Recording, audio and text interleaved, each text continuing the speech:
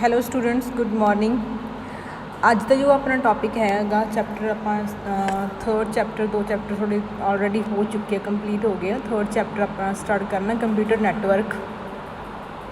Networking ਕੀ ਹੁੰਦੀ ਹੈ computer ਦੇ ਵਿੱਚ, ਉਹਦੇ ਬਾਰੇ ਜੋ ਵੀ ਉਹਦੀ ਡੈਫੀਨੇਸ਼ਨਸ ਆ ਜਾਂ ਫਿਰ ਉਹਦੇ ਜੋ ਅੱਗੇ ਪਾਰਟਸ ਨੇ ਉਹ ਆਪਾਂ ਅੱਜ ਡਿਸਕਸ ਕਰਾਂਗੇ। ਸਭ ਤੋਂ ਪਹਿਲਾਂ ਕੰਪਿਊਟਰ ਨੈਟਵਰਕ ਬਾਰੇ ਜਾਣਦੇ ਕੀ ਹੁੰਦਾ ਕੀ ਆ। ਇੰਟਰੋਡਕਸ਼ਨ ਦੇ ਵਿੱਚ ਕੀ ਹੁੰਦਾ ਕੰਪਿਊਟਰ ਨੈਟਵਰਕ।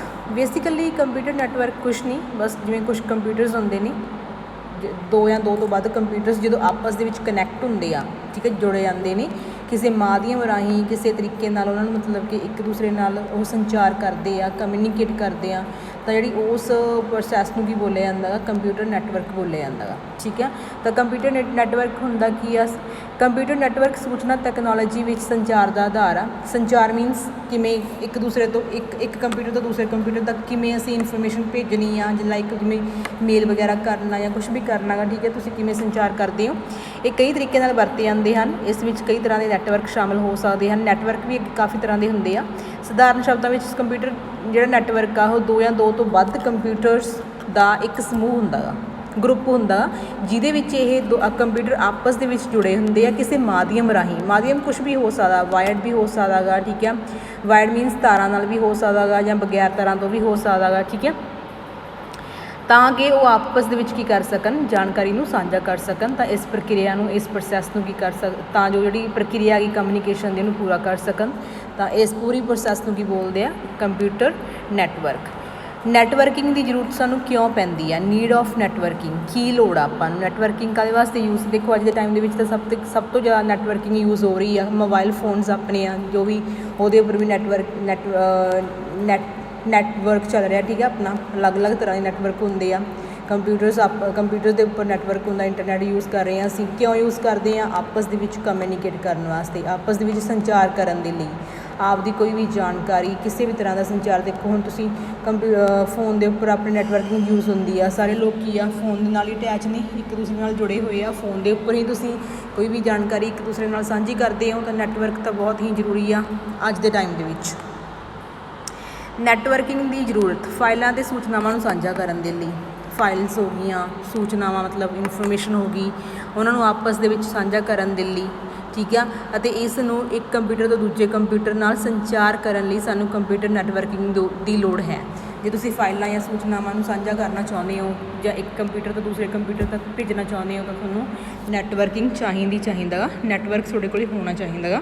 ਸਧਾਰਨ ਸ਼ਬਦਾਂ ਵਿੱਚ ਨੈਟਵਰਕਿੰਗ ਤੋਂ ਭਾਵ ਸੰਚਾਰ ਅਤੇ ਸਾਂਝਾ ਕਰਨਾ ਹੈ। ਨੈਟਵਰਕਿੰਗ ਤੋਂ ਭਾਵ ਸੰਚਾਰ ਕਰਨਾ, ਕਮਿਊਨੀਕੇਟ ਕਰਨਾ ਗਾ, ਜਾਂ ਫਿਰ ਕੀ ਹੁੰਦਾ ਗਾ, ਆਪਸ ਦੇ ਵਿੱਚ ਕੋਈ ਇਨਫੋਰਮੇਸ਼ਨ ਸਾਂਝੀ ਕਰਨ ਨੂੰ ਹੀ ਬੋਲਿਆ ਜਾਂਦਾ ਹੈ। ਅਸੀਂ ਇਹ ਕਹਿ ਸਕਦੇ ਹਾਂ ਕੰਪਿਊਟਰ ਨੈਟਵਰਕ ਦੀ ਵਰਤੋਂ ਜਾਣਕਾਰੀ ਨੂੰ ਸਾਂਝਾ ਕਰਨ ਅਤੇ ਬਹੁਤ ਸਾਰੇ ਕੰਮ ਕਰਨ ਲਈ ਕੀਤੀ ਜਾਂਦੀ ਹੈ। ਆਪਣੇ ਰੂਟੀਨ ਦੇ ਕੰਮਾਂ ਵਿੱਚ ਅਸੀਂ ਹੇਠ ਲਿਖੇ ਅਨੁਸਾਰ ਉਹਨਾਂ ਸਾਧਨਾਂ ਜਾਂ ਸਰਵਿਸਿਜ਼ ਦੀ ਵਰਤੋਂ ਕਰਦੇ ਹਾਂ ਜਿਨ੍ਹਾਂ ਲਈ ਨੈਟਵਰਕ ਵਰਤੇ ਜਾਂਦੇ ਹਨ। ਜਿਵੇਂ ਅਸੀਂ ਕਿਸੇ ਨੂੰ ਮੇਲ ਕਰਨਾ, ਵੀਡੀਓ ਕਿਸੇ ਨੂੰ ਭੇਜਣੀ ਆ, ਇੰਸਟੈਂਟ ਮੈਸੇਜਿੰਗ ਦੀ ਵਰਤੋਂ ਕਰਦੇ ਹਾਂ ਫਿਰ ਸੂਚਨਾ ਦਾ ਸੰਚਾਰ ਕਰਨ ਵਾਸਤੇ, ਠੀਕ ਹੈ ਜੀ।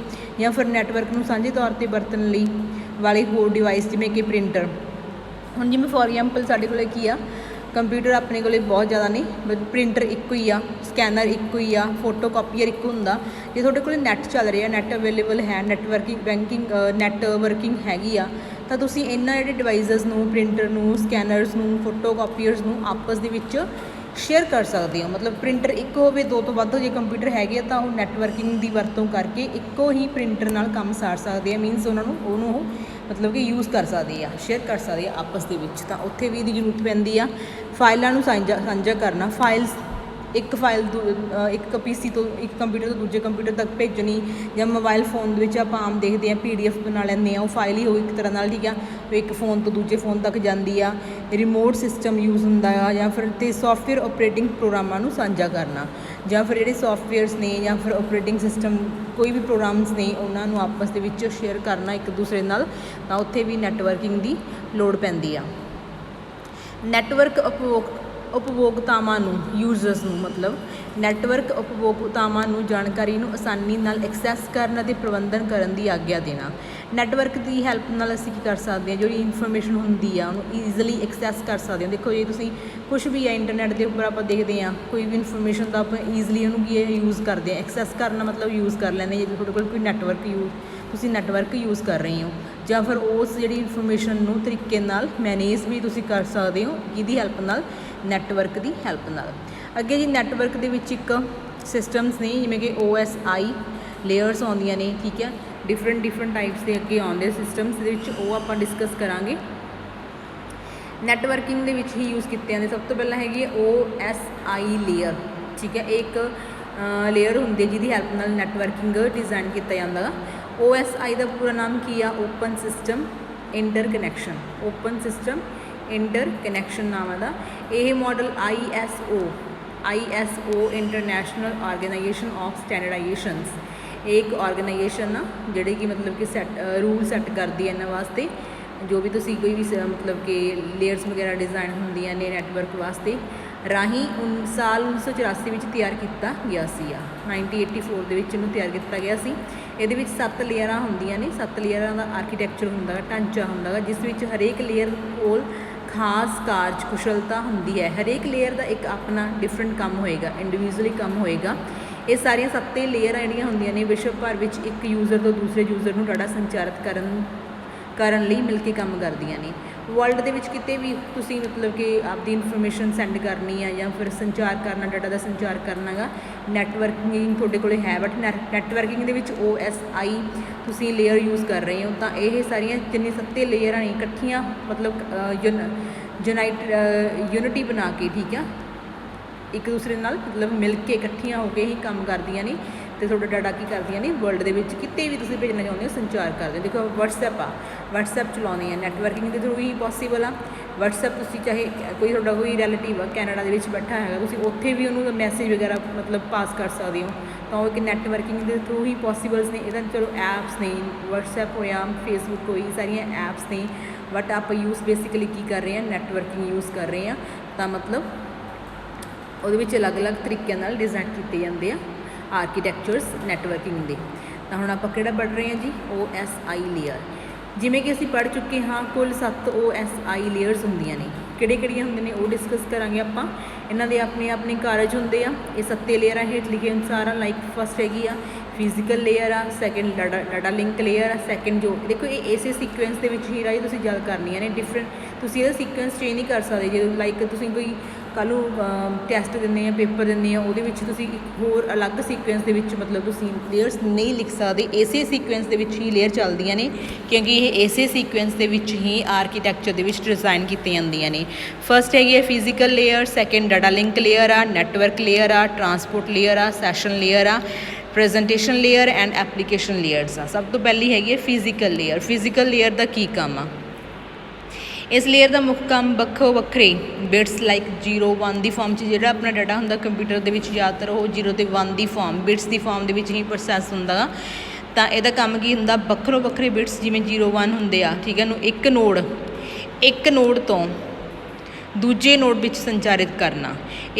ਇਹ OSI ਮਾਡਲ ਦੀ ਸਭ ਤੋਂ ਹੇਠਲੀ ਲੇਅਰ ਹੁੰਦੀ। ਸਭ ਤੋਂ ਹੇਠਲੀ, ਚਾਹੇ ਪਹਿਲੇ ਨੰਬਰ 'ਤੇ ਆਪਾਂ ਡਿਸਕਸ ਕਰ ਰਹੇ ਹਾਂ ਮੀਨਸ, ਬਟ ਇਹ ਸਭ ਤੋਂ ਦੇਖੋ ਇਹਦੇ ਵਿੱਚ ਆਪਾਂ ਡਿਜ਼ਾਈਨ ਦੇ ਵਿੱਚ ਦੇਖਦੇ ਹਾਂ ਸਭ ਤੋਂ ਹੇਠਲੀ ਲੇਅਰ ਕਿਹੜੀ ਹੁੰਦੀ ਹੈ? ਫਿਜ਼ੀਕਲ ਲੇਅਰ ਆ। ਇਸ ਤੋਂ ਉੱਪਰ ਡਾਟਾ ਲਿੰਕ ਲੇਅਰ ਆਉਂਦੀ ਹੈ, ਫਿਰ ਨੈਟਵਰਕ ਆਉਂਦੀ ਆ, ਫਿਰ ਟਰਾਂਸਪੋਰਟ ਆਉਂਦੀ ਆ, ਫਿਰ ਸੈਸ਼ਨਲ ਲੇਅਰ ਹੁੰਦੀ ਆ, ਫਿਰ ਪ੍ਰੈਜੈਂਟੇਸ਼ਨ ਲੇਅਰ ਹੁੰਦੀ ਹੈ।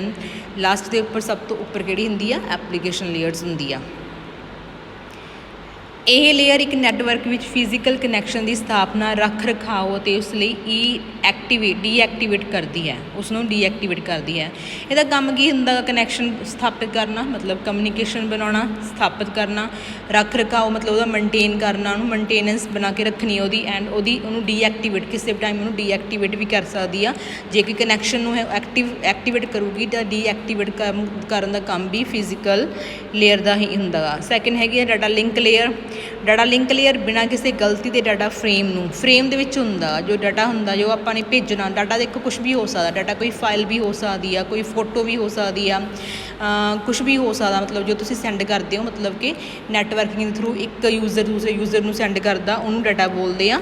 ਇਹ ਕੁਛ ਵੀ ਹੋ ਸਕਦਾ, ਬਿਟਸ ਦੇ ਵਿੱਚ ਜਾਂ ਸਿੰਬਲਸ ਦੇ ਵਿੱਚ ਹੋ ਸਕਦਾ। ਦੀ ਇੱਕ ਤਰਤੀਬ ਹੁੰਦੀ ਆ ਤਬਦੀਲ ਕਰਨ ਲਈ ਜ਼ਿੰਮੇਦਾਰ। ਇਹਦਾ ਕੰਮ ਹੁੰਦਾ ਡਾਟਾ ਲਿੰਕ ਲੇਅਰ ਦਾ, ਕਿ ਡਾਟਾ ਨੂੰ ਬਿਨਾਂ ਗਲਤੀ ਤੋਂ ਠੀਕ ਹੈ ਤਬਦੀਲ, ਕੋਈ ਬਿਟਸ ਦੀ ਫਾਰਮ ਜਾਂ ਸਿੰਬਲ ਦੀ ਫਾਰਮ 'ਚ ਉਹਨੂੰ ਤਬਦੀਲ ਕਰਨ ਦੇ ਲਈ ਉਹਨੂੰ ਮਤਲਬ ਕਿ ਕਿਸੇ ਵੀ ਡਾਟਾ ਫਰੇਮ ਨੂੰ ਕਨਵਰਟ ਕਰਨ ਵਾਸਤੇ ਯੂਜ਼ ਕੀਤੀ ਜਾਂਦੀ ਆ।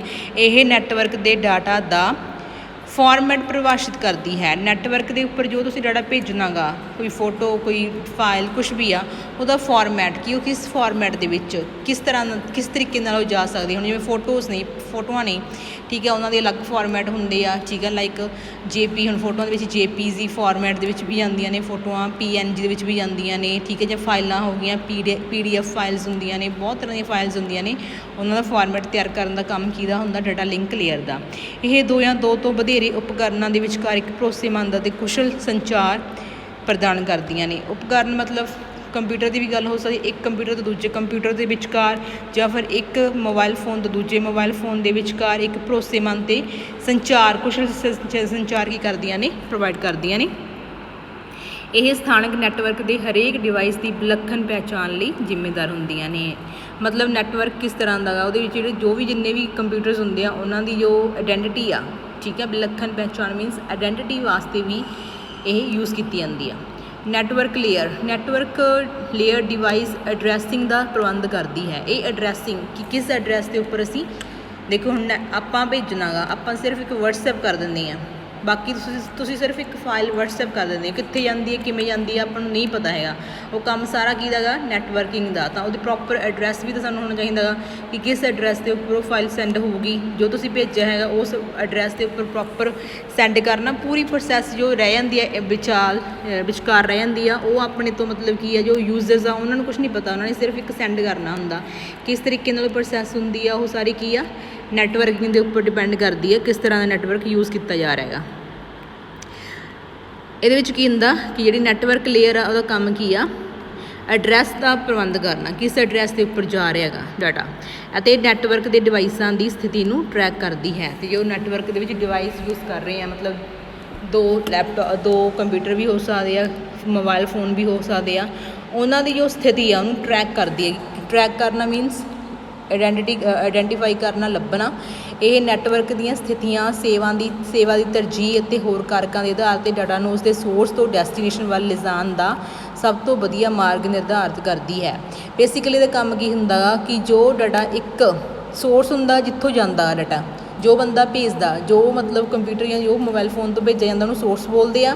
ਡੈਸਟੀਨੇਸ਼ਨ ਉਹ ਹੁੰਦਾ ਜਿੱਥੇ ਡਾਟਾ ਜਾ ਰਿਹਾ ਗਾ, ਕਿਸ ਕੋਲੇ ਜਾ ਰਿਹਾ, ਕਿਸ ਕੰਪਿਊਟਰ ਕੋਲੇ, ਕਿਸ ਤੁਸੀਂ ਫੋਨ ਦੇ ਉੱਪਰ ਭੇਜ ਰਹੇ ਹੋ ਡਾਟਾ ਠੀਕ ਆ, ਉਹਨੂੰ ਕੀ ਬੋਲਦੇ? ਡੈਸਟੀਨੇਸ਼ਨ ਬੋਲਦੇ ਆ। ਤਾਂ ਉਹਨਾਂ ਦੇ ਵਿਚਕਾਰ ਕਿਸ ਤਰ੍ਹਾਂ ਦਾ ਰਸਤਾ ਹੋਏਗਾ, ਮਾਰਗ ਹੋਏਗਾ ਠੀਕ ਆ, ਤਾਂ ਉਹ ਨਿਰਧਾਰਿਤ ਕਰਨ ਦਾ ਕੰਮ ਕਿਹਦਾ ਗਾ? ਨੈਟਵਰਕ ਲੇਅਰ ਦਾ ਗਾ। ਡਾਟਾ ਲਿੰਕ ਲੇਅਰ ਜਿਹੜੀ ਹੈਗੀ ਉੱਪਰ ਆਪਾਂ ਕੀਤੀ ਸੀ। ਡਾਟਾ ਲਿੰਕ ਲੇਅਰ ਪੈਕੇਟ ਨੂੰ ਰਾਊਟ ਕਰਨ ਅਤੇ ਫਾਰਵਰਡ ਕਰਨ ਲਈ ਜ਼ਿੰਮੇਦਾਰ ਹੁੰਦੀ ਹੈ। ਜੋ ਡਾਟਾ ਲਿੰਕ ਲੇਅਰ ਆ, ਉਹਦਾ ਇੱਕ ਪੂਰੇ ਪੈਕੇਟ ਨੂੰ, ਡਾਟਾ ਦਾ ਜੋ ਪੈਕੇਟ ਆ, ਉਹਨੂੰ ਰਾਊਟ ਕਰਨ ਦੇ ਲਈ ਠੀਕ ਹੈ। ਉਹਨੂੰ ਮਤਲਬ ਰਾਊਟ ਮੀਨਸ ਉਹਨੂੰ ਇੱਕ ਰਸਤਾ ਦੇਣਾ ਠੀਕ ਹੈ, ਕਿਹੜੇ ਮਤਲਬ ਵੇ ਦੇ ਵਿੱਚ ਉਹ ਜਾਊਗੀ। ਐਂਡ ਫਾਰਵਰਡ ਕਰਨ ਲਈ ਜ਼ਿੰਮੇਦਾਰ ਹੁੰਦੀ ਆ। ਨੈਟਵਰਕ ਟ੍ਰੈਫਿਕ ਨੂੰ ਰੂਟ ਕਰਨ ਲਈ, ਜਿਹੜੀ ਨੈਟਵਰਕ ਲੇਅਰ ਆ, ਇਹ ਟ੍ਰੈਫਿਕ ਨੂੰ ਰੂਟ ਕਰਨ। ਟ੍ਰੈਫਿਕ ਕੀ ਹੁੰਦਾ? ਅਤੇ ਟ੍ਰੈਫਿਕ ਉਹ ਆ ਜੋ ਡਾਟਾ ਆਪਾਂ ਭੇਜ ਰਹੇ ਹਾਂ।